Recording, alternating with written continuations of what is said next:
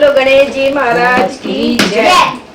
आज मैंने देखी एक अंधी बुढ़िया थी जिसका एक लड़का और लड़के की बहू थी। वह बहुत गरीब था। वह अंधी बुढ़िया नित्य प्रति गणेश जी की पूजा किया करती थी। गणेश जी साक्षात सन्मुख आकर कहते थे कि बुढ़िया माई, तू जो चाहे सो मांग ले।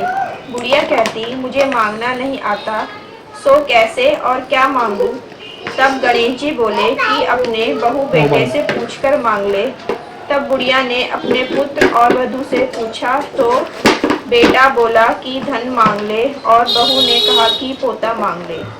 तब बुढ़िया ने सोचा कि बेटा बहू तो अपने अपने मतलब की बातें कर रहे हैं, अतः उस बुढ़िया ने पड़ोसियों से पूछा तो पड़ोसियों ने कहा कि बुढ़िया, तेरी थोड़ी सी जिंदगी है, क्यों मांगे धन और पोता, तू तो केवल अपने नेत्र मांग ले, जिससे तेरी शेष जिंदगी सुख से व्यतीत हो जाए। उस बुढ़िया ने बेटे और बहू तथा पड़ोसियों की बातें सुनकर घर में जाकर सोचा, जिससे बेटा बहू और मेरा सबका ही भला हो वह भी मांग लूं और अपने मतलब की चीज भी मांग लूं। जब दूसरे दिन श्री गणेश जी आए और बोले, बोल बुढ़िया, क्या मांगती है, हमारा वचन है जो तू मांगेगी सो ही पाएगी।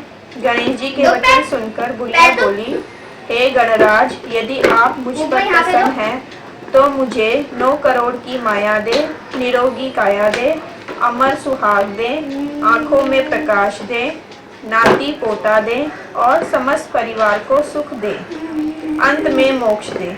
बुढ़िया की बात सुनकर गणेश जी बोले, बुढ़िया माँ, तूने तो मुझे ठग लिया। खैर, जो कुछ तूने मांग लिया वह सभी तुझे मिलेगा। यूं कहकर गणेश जी अंतर ध्यान हो गए। हे गणेश जी, जैसे बुढ़िया माँ को मांगे अनुसार आपने सब कुछ दिया है, वैसे ही सबको देना और हमको भी देने की कृपा करना। जय गणेश जी महाराज, सबकी कृपा करना गणेश जी महाराज।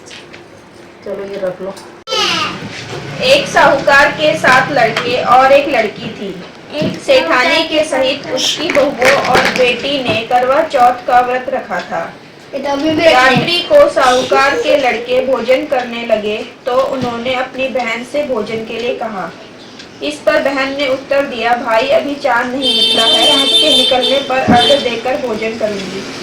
बहन की बात सुनकर भाइयों ने क्या काम किया कि नगर से बाहर जाकर अग्नि जला दी और छलनी से जाकर उसमें से प्रकाश दिखाते हुए उन्होंने बहन से कहा, बहन चांद निकल आया है, अर्घ देकर भोजन कीजिए। यह सुन उसने अपनी भाभीियों से कहा कि आओ तुम भी चंद्रमा को अर्घ्य दे लो, परंतु वे इस कांड को जानती थी। उन्होंने कहा, भाई जी अभी चांद नहीं निकला, तेरे भाई तेरे से धोखा करते हुए अग्नि का प्रकाश छन्नी से दिखा रहे हैं। भाभीियों की बात सुनकर भी उसने कुछ ध्यान न दिया। वह भाइयों द्वारा दिखाए गए प्रकाश को ही अर्घ्य देकर भोजन कर लिया। इस प्रकार व्रत भंग करने से गणेश जी उस पर अप्रसन्न हो गए।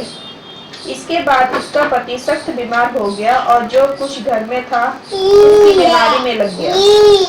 जब उसे अपने किए हुए दोषों का पता लगा तो उसने पश्चाताप किया। गणेश जी की प्रार्थना करते हुए विधि विधान से पुनः चतुर्थी का व्रत करना आरंभ कर दिया।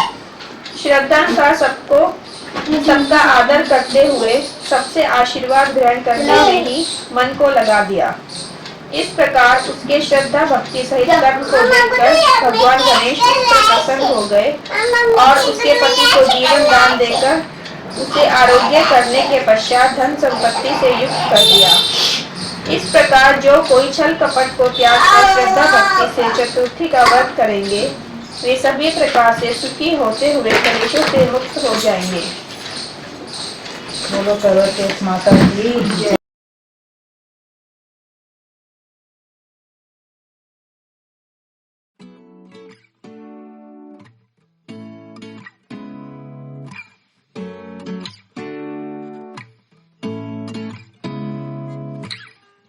Seeing eyes of mine, what do you feel beside? I don't know where we're gonna fly like you did sometimes. Seeing